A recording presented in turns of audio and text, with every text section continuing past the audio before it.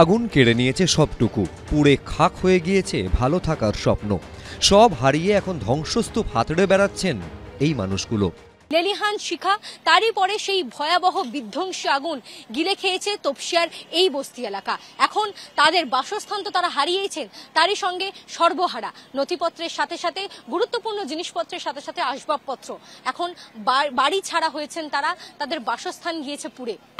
যে কাগজগুলো ছিল সে গাড়ির কাগজগুলো নেই, যা তো ছিল সব পুড়ে গেছে। গাড়ি ছিল, গাড়িও জ্বলে গেছে, আমরা কোথায় দিয়ে আনবো? সব পুড়ে গেছে, একটু অনেক কিছু বাঁচিনি।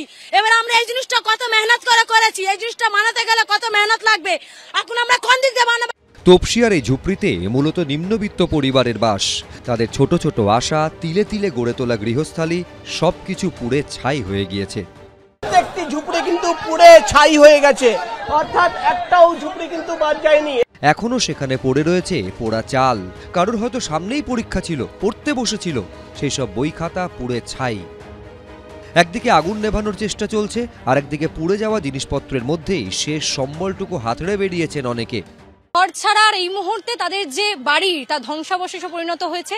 ভস্মীভূত চারপাশ, কুলিং ডাউন যে প্রসেস তা এখনো চলছে। এখন অবধি দমকলের যারা কর্মী তারা কাজ করছেন, জলের যে তোড় দিয়ে তার বারংবার আগুন নেভানোর চেষ্টা করছিলেন, সেই কুলিং ডাউন প্রসেস এখনো চলছে। এবং যাদের বাড়িঘর পুড়ে গিয়েছে তারা এসে তাদের কোনো গুরুত্বপূর্ণ নথি বা কিছু অবশিষ্টাংশ যদি থেকে থাকে সেগুলো রয়েছে কিনা সেগুলো খুঁজে বের করার চেষ্টা করছেন। এবং যারা স্থানীয় তারা কিন্তু এবার এখানে প্রবেশ করেছেন। আমি দেখাতে বলবো, এখানে ছবিটা দেখো, বাসন আসবাবপত্র সব তো পুড়ে ছারখার। সেই অবস্থাতেও যেটুকু যা রয়েছে তা তারা সংগ্রহ করছেন, ট্যাঙ্কের ভেতর রাখছেন এবং তারই সঙ্গে এসে দেখছেন যদি কিছু অবশিষ্টাংশ পড়ে থাকে, কোনো ট্যাঙ্কে কিছু যদি বেঁচে থাকে সেগুলো তারা তাহলে সংরক্ষণ করবেন। খাল যেহেতু পাশেই রয়েছে, খালকে ব্যবহার করার জন্য একেবারে বালতি হাতে বিভিন্ন রান্নার সরঞ্জাম দিয়ে তারা কিন্তু জল নিয়ে সেই জল দিয়ে আগুন নেভানোর চেষ্টা করছেন।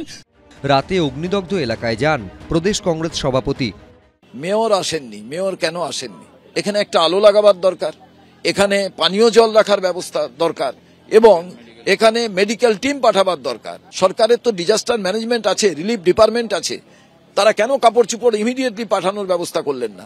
একটা ভ্রাম্যমান টয়লেটও নিয়ে এসে ব্যবস্থা রাখতে হবে। এটা অ্যাক্সিডেন্টাল ফায়ার, মানুষের পাশে আমরা আছি, মানুষ যারাই আছে ঝুপড়ি লোক সবই আমাদের লোক, আমরা তার পাশে আছি এবং আবার আমরা নতুন করে এটা তৈরি করে দেব। সরকারের তরফে আশ্বাস মিলেছে, কিন্তু তার আগে জীবন কিভাবে কাটবে তা ভেবে কুলকিনারা পাচ্ছেন না পুড়ে যাওয়া ঝুপড়ির বাসিন্দারা। শিবাশিস মৌলিক, রুমা পাল, ময়ূখ ঠাকুর চক্রবর্তী, এবিপি আনন্দ।